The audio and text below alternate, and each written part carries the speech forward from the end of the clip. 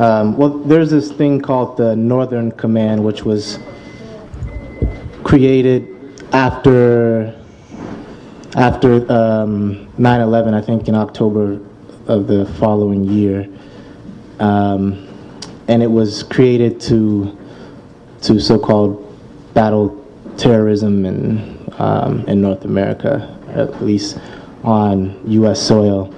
And a few months ago, there was a regiment or regimental combat team of the 3rd Division, which was the 1st Division. It's a light infantry division into Iraq, and they've decided to attach a regimental combat team to Northern Command. And there's a great deal on the internet about it, but I mean, the fact of the matter is the National Guard has already existed even before and many of the National Guard units have been back and forth from Iraq anyway. And plus, I mean, the cops are the official armed wing of the bourgeoisie anyway, so they, and that's what people deal with on a day-to-day basis. But there's a great deal about being said about the fact that there is this regiment that is being deployed here on U.S. soil to so-called deal with emergencies that may come up.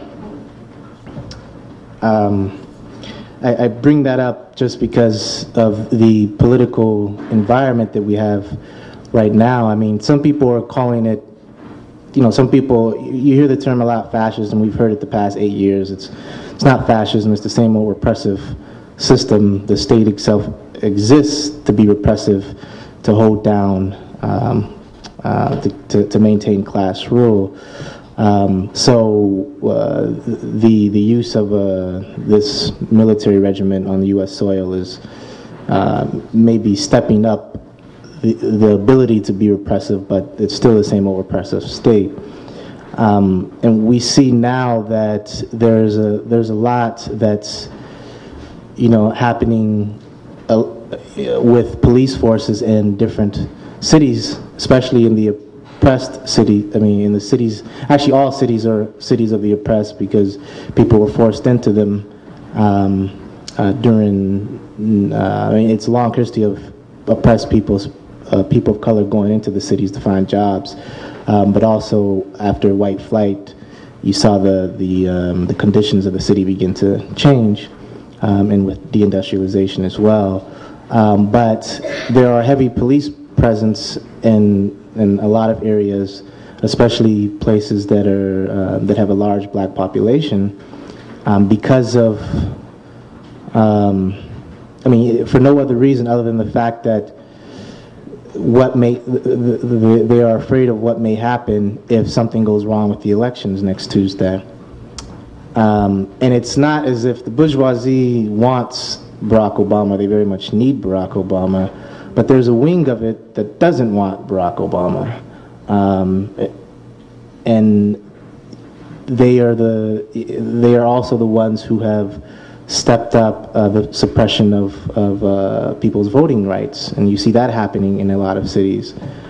Things such as raids on Acorn's offices, lawsuits that are brought up in the state of Ohio, where the Republican parties of the state, is asking to have hundreds and thousands of voters purged from the voting rolls, not just in Ohio but in Indiana as well.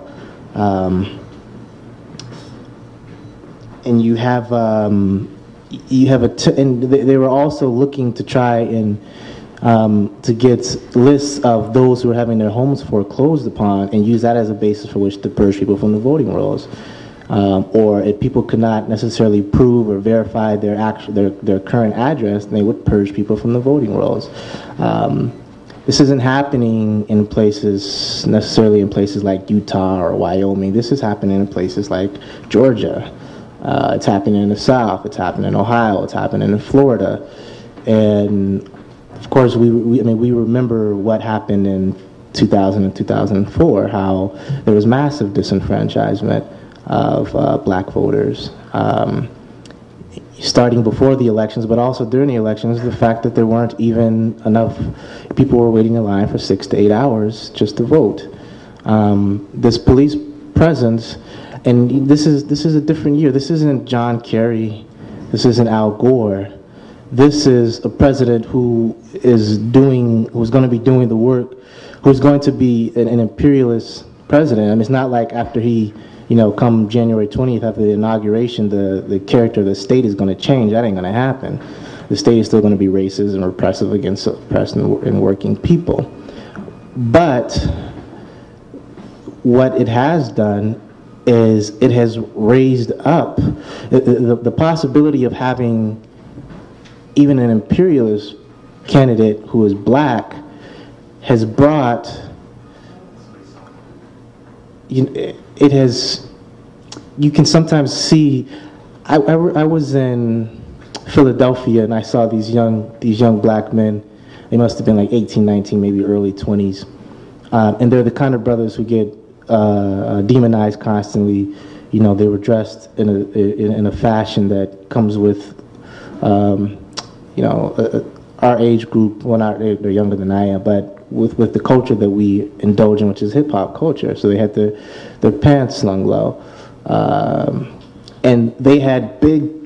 I'm not just talking about big buttons of Obama. We got like some big. I'm talking about like that big. And not just in one area, but people had them like here. They had belt buckles with Obama. I mean, one thing Obama has done is he's gotten a lot of brothers and sisters some money in their pocket, because there's all kind of knockoff Obama gear. But when you talk to people about the possibility, it means something so much different than it does to even a progressive white person.